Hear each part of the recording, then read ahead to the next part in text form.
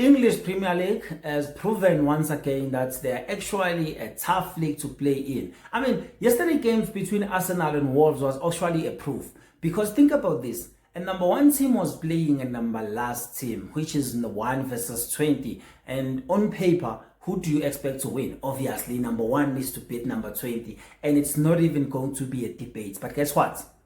It was a debate between the Wolves and the Arsenal, because in the first half, Arsenal couldn't even find a shot on target. Even though Saka was doing everything he could do on the right-hand side, trying to cause trouble to a point that even Totti has to make sure that he covered up the guy who was playing on the left, Doherty, because Saka was beating that guy almost every time. So Totti was the one that's actually playing more like a left back at most of the time, because things were not happening for Doherty against Saka. So, but they couldn't actually find a way to get the shots on targets whole 45 minutes. And Wolves were the team that's actually find the targets, with the Juan breaking in the halfway line. But I couldn't expect him to do anything, because he ran so much with the ball for him to have a strength to shoot at the keeper. So for him to actually try that shot, I applaud him, because I think that was difficult. Then we're looking at this. Ben White losing another defender, which is a good thing, because at least Saliba came back and replaced him. So they lose a clean sheet, and the clean sheet they lose is because they were not actually a good team.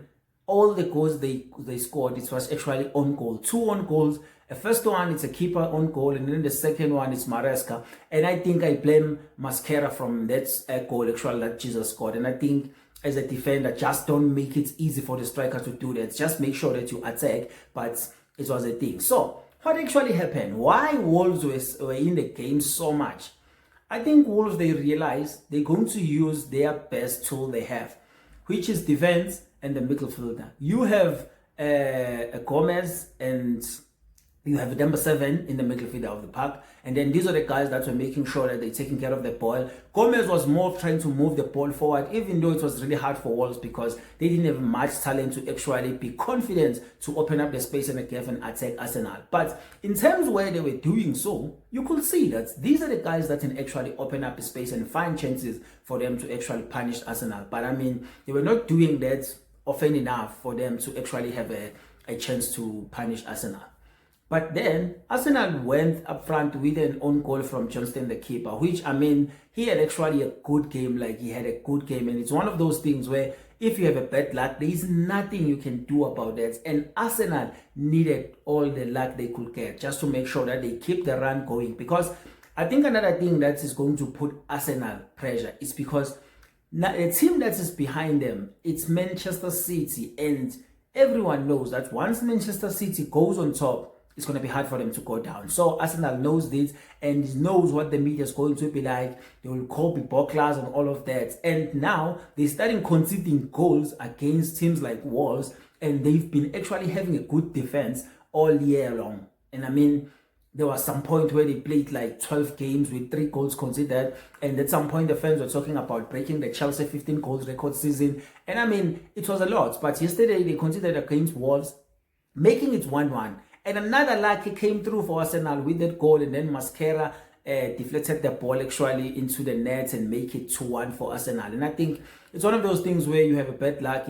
And I think with the way they play against Arsenal, if they can work on from that momentum going forward, I'm telling you, they might get something. But the fact is, I don't see them surviving any relegation, even if they try to win so hard. But I don't see them changing this thing unless they try to beating people, winning games after games. Maybe they might cause a lot of problems for all the teams that are down there, because you still have the teams like Nottingham Forest, West Ham around that area. So you might actually cause some of the trouble and make those guys go down. But I don't think so. I think 2 games, 2 points actually after so many games, it's something that you can't be relying on trying to survive the relegation. And then we go to Arsenal. I think Arsenal needs to find a way to play with Gyökeres. And I mean, the way he moves, it doesn't actually align with how the Arsenal attackers want to play the ball. Because most of the time, I'm not seeing Saka trying to make sure that he bring the balls in the box enough. He always trying to dribble the people. By the time he brings the box, there's people marking. No one is looking at the run of that guy. And I think this is the time where people need to understand, especially the midfielder guys, that Gyökeres is the kind of striker that needs to run. If he's just start running, just pass the ball. Just leave it to him. Pass the ball, leave it to him. But Arsenal want to play the ball, move with the ball until they get into the box. So I don't think they will get a lot of goals from him with the way they play.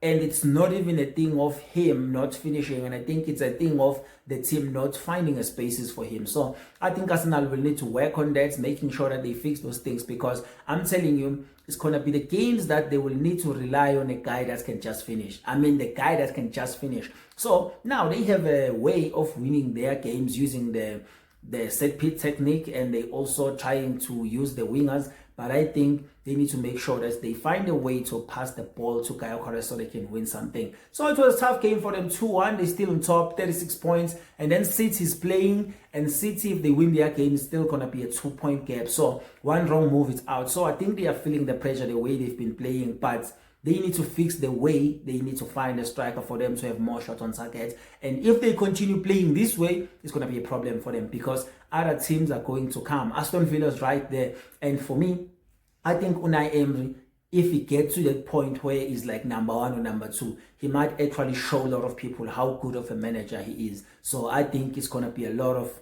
trouble that's going to be happening. But a big game for City as well when they're playing against Crystal Palace. Is not going to be an easy game. So it's not a guaranteed thing that they will be just 2 points behind Arsenal. So anything can happen because Oliver Glasner as well is such an amazing manager. So if you watch that Arsenal game against Wolves and you have your thoughts, make sure you go down to the comment and you say your comment, and then you can like, share and subscribe, and I'll see you on the next one.